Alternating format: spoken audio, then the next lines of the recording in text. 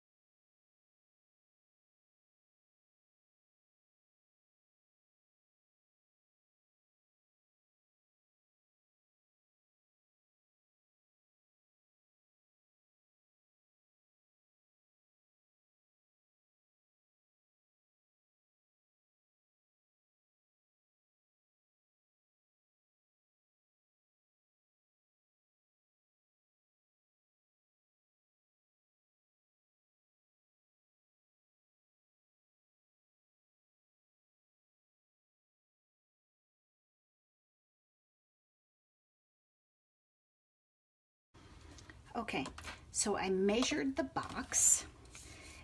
Use whatever you have. I could use my pad or my mat here. It's 2 inches by 6 3/4, so then by 2. I can't get all the way around, but I could get 3 sides. What I decided to do, I was going to stop at the edge, but I thought I'd rather have a nice clean fold over here. If it leaves a ridge and I don't like it, I can put ribbon or washi tape or a giant bow, whatever. So my plan here is to cut it just like this. So it wraps up, does the bottom, comes in and does the sides. This goes under here, and then I'll use this flap right here to go over this back side, and I'll just have this and this left to do. Does that make sense? So I prepped it and I worked my way across, and this is what I decided. My measurements are written upside down for you. Sorry about that. I'm gonna have a score at a 1/2 inch right here. That allows me to wrap it around the side of the box. But first what I did was I said, okay, this is 2 and I know I want 2 1/2. So I put a mark at 2 1/2, and then I know I need a 1/2 to wrap that. Then 2 1/2 plus 6 3/4, this is great training for fractions and math, is 9 1/4. Then I need to add this for the other side. So then my line really is, it's all the way over here, is 11.25 for score. So I'll walk you through that. And remember, again, we've talked about it, if you're using this is very inexpensive paper. This is the thin paper, not cardstock.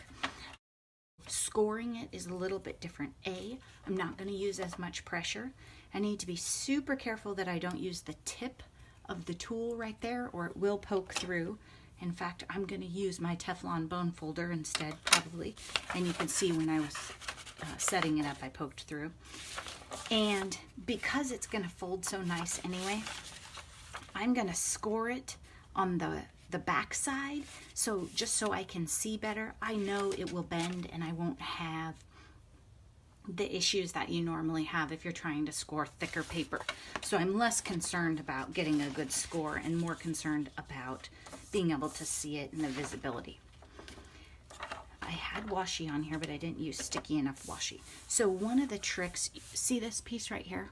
If you're going to make 5 of the same thing, or you're sitting down to make Christmas cards and you're doing them an unusual size, don't hesitate to mark your scoring board to save you some time. So I have a mark at 5 1/2 with a Sharpie and a mark at 4 1/4 because those are common for cards.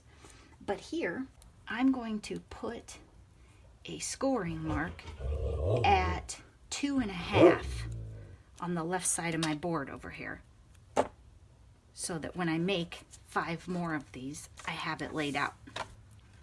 It's just quicker for your eye, less chance of you messing up if you're chit-chatting with your friends or trying to get the dog not to bark.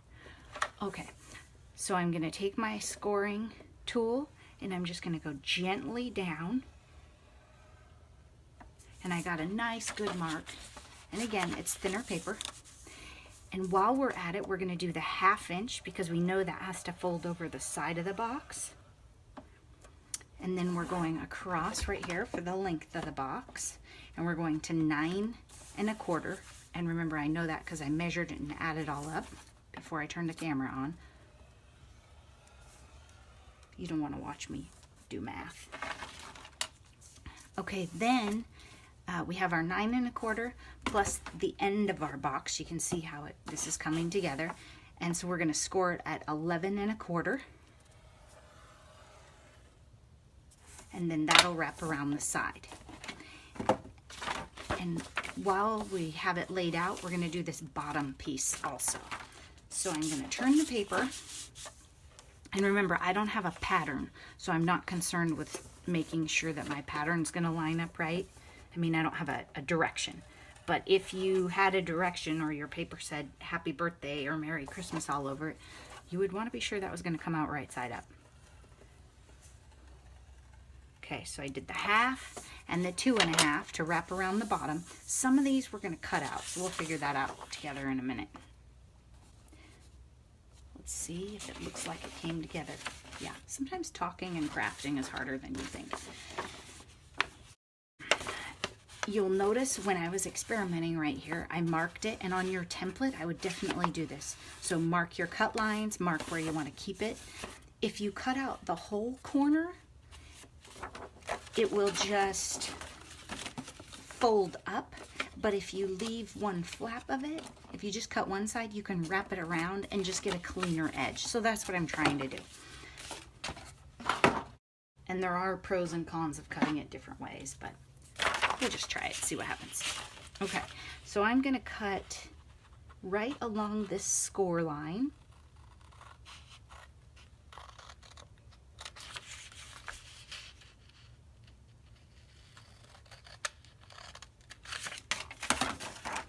And then I'm going to move my board, and I'm going to stiffen my scoring lines with my bone folder. If you don't have a bone folder, use your finger. I might even use my finger. You do want to be gentle if you have inexpensive paper, because this thinner paper,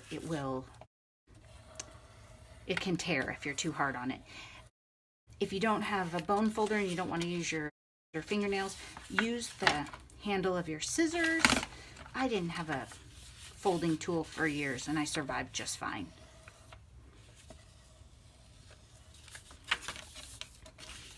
And it's really hard to score 12 inches perfectly straight, or to fold it even if you have it, so maybe start in the middle and work your way out. And you can see there, I used this edge of my Teflon thing, and I've been doing some weird things so it's not super smooth. So be careful about that, especially with your thinner papers, right? You have to be more gentle with them. The reason I wanted to start with a thinner paper is because it's just easier to work with and experiment with while you're building your template. Once I have my template figured out, I can use pretty much any paper that I want, any cardstock. You can see how the box comes together, and then we have that. Before I attach it to this box in any way, I want to test out a few of my folds. There we go, that looks good. That's going to come up nicely. Oops, I forgot to score this bottom edge right here. I just don't want to glue it to the box and then realize that I forgot something.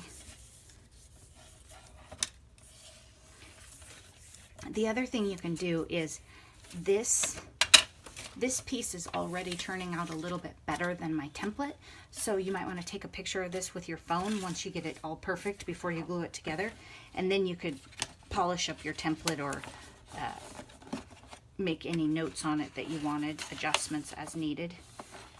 Okay, I haven't decided what I'm going to do with that corner yet. I think what I'm going to do is trim this the same way. I just need to think about that. I want that to go under.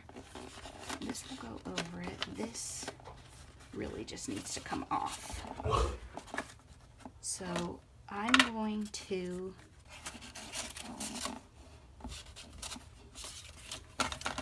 try this. We might both learn from this and say, well, that wasn't the best way.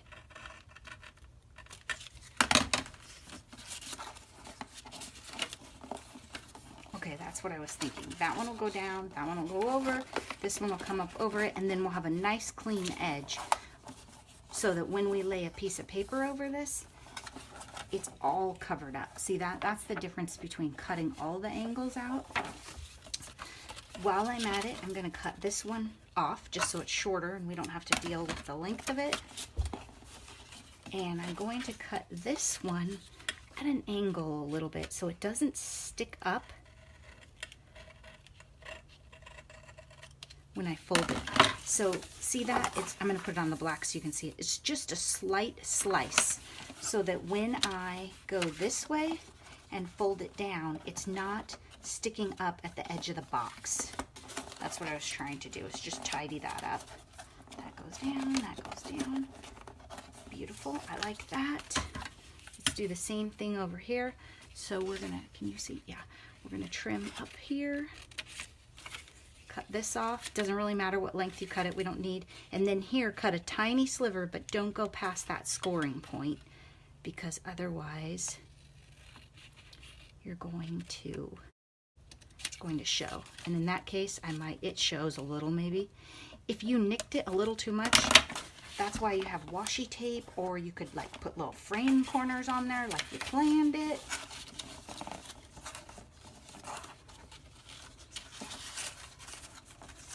quilters are really good at corners. So if you have a quilter in your household, get some help from them. Okay, there we go. That's beautiful.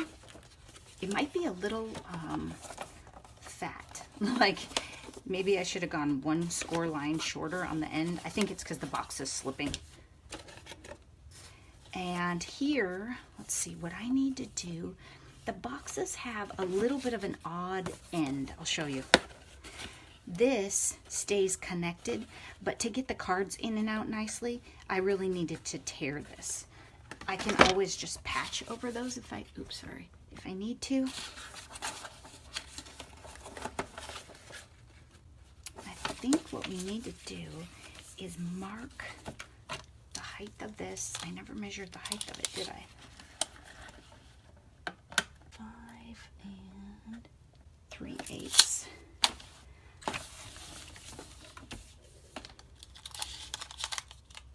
And again, it doesn't matter what you use. It could be, you could just use the ruler because it's easier and it won't retract on you. And all I'm trying to do, and if I get it wrong, we can work through it, is get an idea of how far down to cut that score line. Because I'd like to stop. In a perfect world, I wouldn't cut down past the corners. Then I just eyeball to see if my two measurements look like they line up. They seem reasonable. Let's try it. And if you're worried about it, let me show you. Just don't cut right up to the dot because we can always add a little tiny snip later. So stop short if you're not sure. Sometimes it's tricky to measure a three-dimensional box that's moving around on you with a piece of paper that has a whole bunch of scores in it already. Okay, that seems pretty reasonable. And once we get this taped down, we'll figure it out better. That's gonna go over the top. Then these are just way too long and I think I'd be happier if I cut these off. So I'm just gonna come in, sometimes I cut things off and regret it, but we'll see. I know that this flap is only like a 1/2 inch and I might wanna wrap around it, so I'm gonna leave myself a little extra there. Be sure you have your box actually lined up at the bottom when you decide how much is extra. There we go, there we go. Okay. Now, the only other thing I want to do before, you know, I'm not even going to worry about it. I was going to score this top edge, but we can just fold it around the cardboard. I have art glitter glue. I have somewhere in here, here we go, a tape roller. I'm just going to use my tape roller because it's quick for you to see. It just comes together quick. And that bottle's really empty, so it would take me a while to squeeze it all out. I might want to cut these off. They're just kind of long, don't you think? And again, this is a really good spot for you to stop and take a picture. I'm filming with my phone, but if you took some close-ups of what you did here, then when you got it all glued together, if you weren't happy with it, you would know to do it differently. You might want a picture of it just so you know what not to do.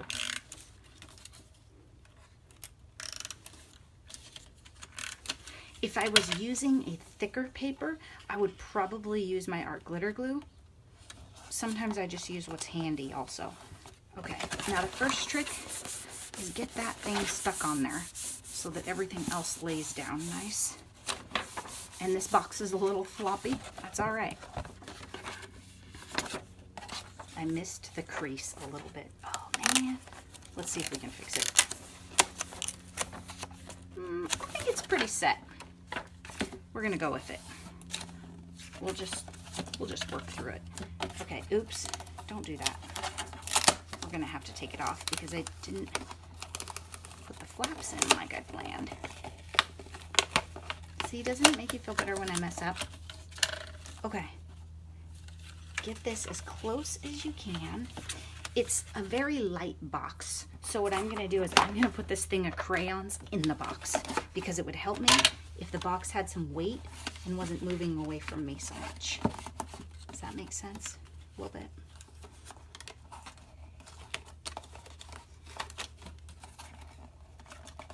There we go. Glue down. It's coming out a little bit crooked, but it's also a squishy box. It might have worked well to put some, like, I don't know, some socks in it or something. Give it some structure. Yeah, because in the end, it's way off.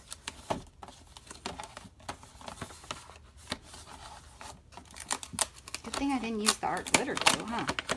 I'm actually impressed. One thing that's helping me here is the box is a little bit coated, like the packaging. So that's why it's coming undone really well. Okay, I have a nice crease here, but I really can't see it because of the shadow of the box and the lights. So that's part of my problem. So I'm going to take this box, get it lined up right on it, and hold it tight. Now I think you're watching the way it should be done. Now put the little tiny tab, then put the corner tab, then go to the other side, fold this up, don't let your box slip. Tiny tab. My box moved a little, but I think it just straightened out. Other tab, bottom wraps around. Now I'm going to take the crayons out and put my hand in there because I need to push against the adhesive. And I might have to touch mine up with some art glitter glue because I took it off so many times. Oh, you know what else we should have done? Okay, right here, cut these at an angle. Like a quilter would cut them probably at a 45, so that the next layer, so when we put that next layer of paper, we won't have that weird edge sticking out. Now, what I'm gonna do is I'm gonna turn this sucker upside down, and I'm gonna shoot some glue down in there because I didn't put any glue on the back side. Be careful you don't use a glue that's gonna make ridges or that kind of thing. Art glitter glue is pretty forgiving. Then I'm gonna put some down this side. I don't need to glue the whole entire thing together. If this was my second one, I probably would. On my first round, when I'm getting to know a template, I'm not gonna put quite as much glue. On my second one, when I go, okay, I know what I messed up last time, I'm gonna put more glue. Now I'm ready to start gluing the sides right here. See, this bottle's really low. Don't worry, I have another one. And because I have a floppy box, I just need to put my hand inside and give it some pressure.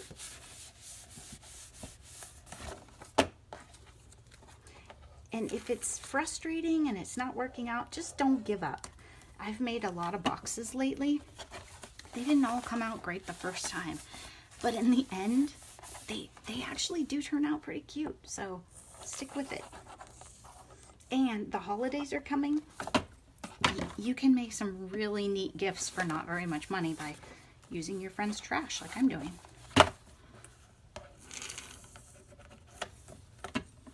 And again, this is a birthday gift for tonight. Oh, see, that's going to be pretty cute. Okay, then I have black ribbon to tie around it. On this one, I'm not going to do a magnet or anything. These boxes are pretty floppy, so I don't see it as like a long-term household ornament necessarily.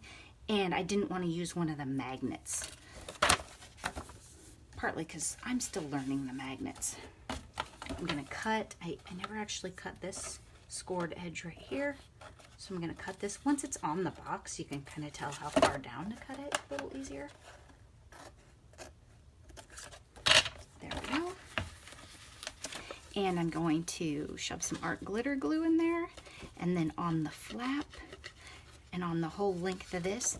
And before I fold this one down, maybe put your glue on it after you do this, trim those things just a tiny bit in so that they fold into the box and don't cause problems. That one I probably got a little too narrow. There we go. And we're just going to fold right around this little flap right here so that it's cute. It gives it a finished look. So when you open the box, you're just seeing the scrapbook paper, not that white flap, that white box flap.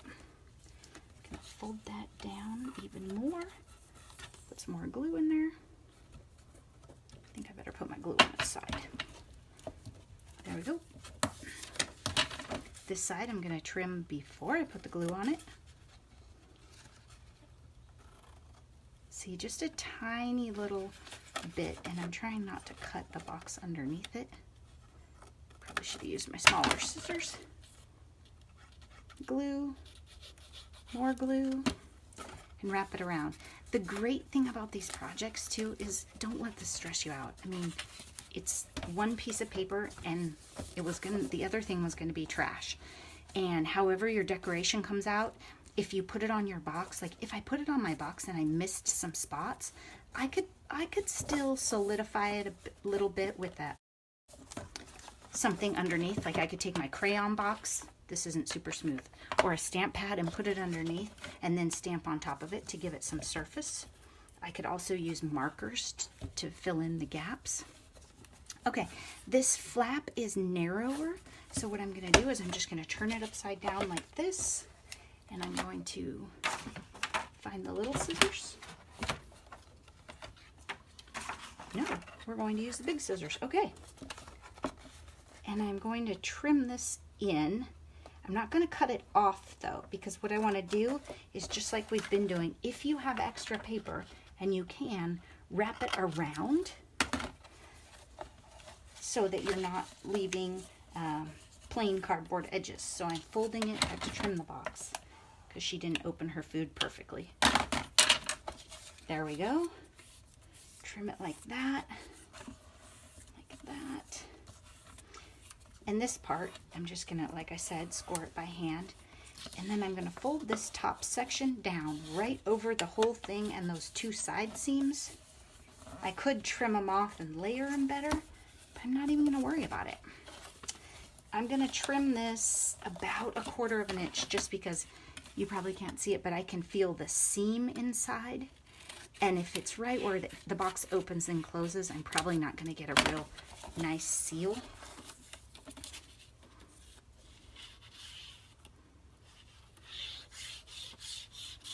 Also, if you had to give this box in like 5 minutes, then I probably wouldn't use wet glue.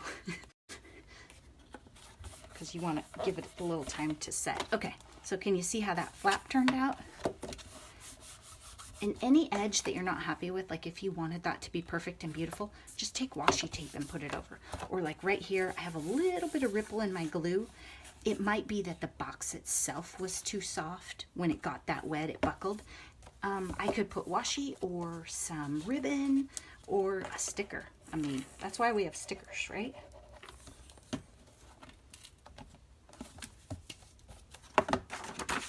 Okay, this would be a great example if you wanted to make one side the front and have it different.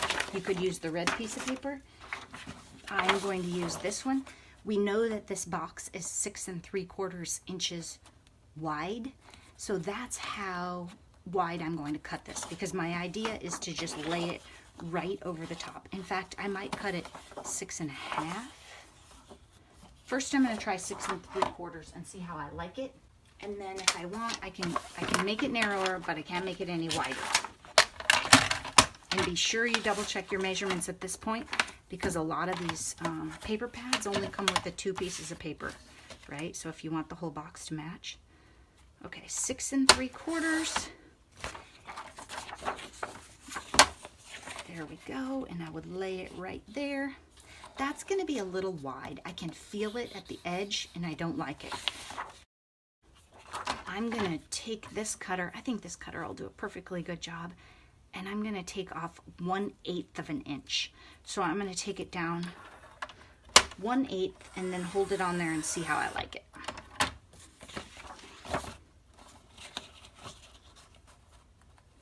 There we go, I like that. And I'm not concerned with, you know, I'm not lining up patterns here, I'm not doing anything crazy. And I want it, for simplicity, I'm going to cut this off now. So I'm going to cut it right about here.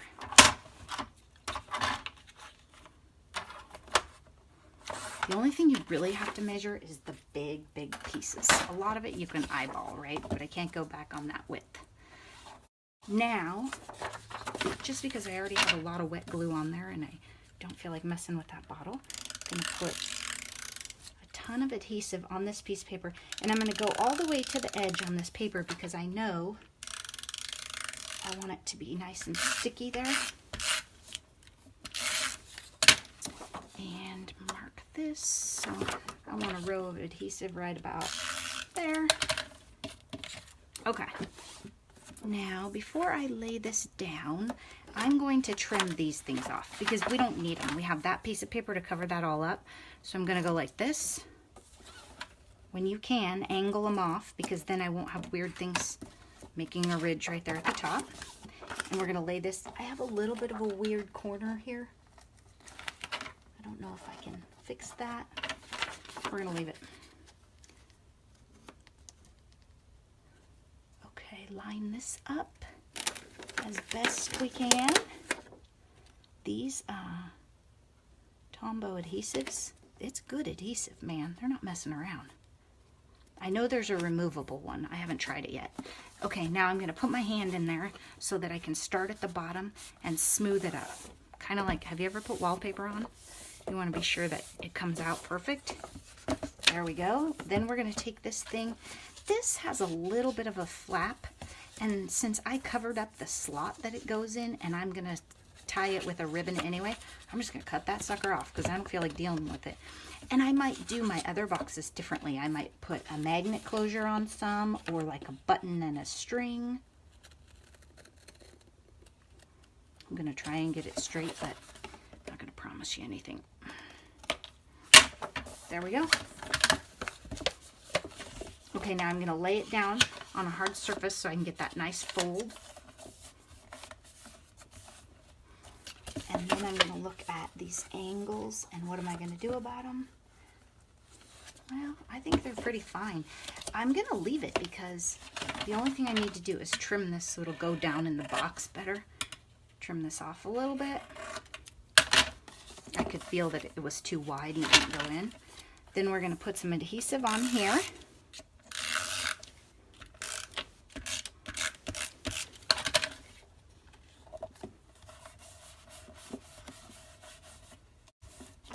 And we have our flaps.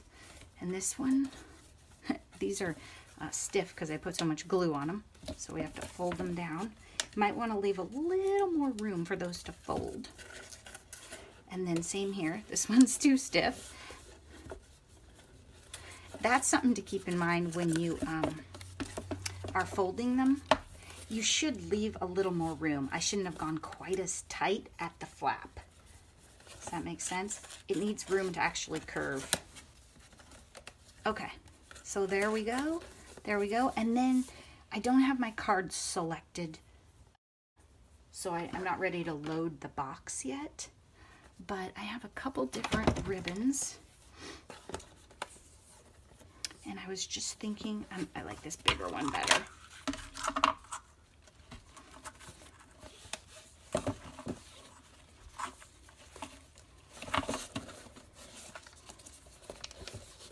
And I'll secure that with tape. And then I think I'll tie this, maybe a bow or a knot. I'll just knot it for you to see right now. If you wanted, like, if I look at this, okay, I like this side better, so I might change things up. I don't love how this came out because the ribbon is covering up a lot of the pattern, so I'm going to add some stuff. The other thing you could do is you could take your white pen or your clear star pen, edge the leaves, add some stuff. So I'll probably do some of that before I load the box up all the way, because it'd be much easier to do it with something shoved inside it to make it solid than stuffed with cards. And I will add a picture, hopefully I remember, of the final box to the end of this video so you can see how it looked when I prepped it for presentation. Thanks so much for watching. Bye-bye.